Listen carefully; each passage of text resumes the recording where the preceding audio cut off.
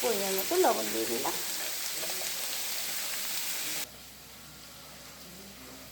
পোস্ত বাটা, একটা টমেটো।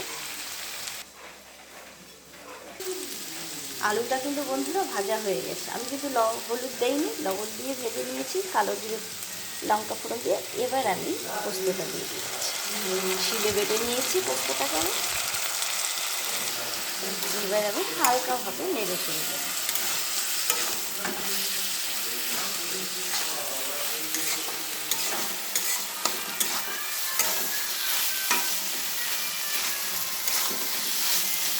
বাহ, কালারটা যত সুন্দর হয়েছে খেতে কিন্তু আরও সুন্দর হবে। আপনারা অবশ্যই ট্রাই করে দেখবেন।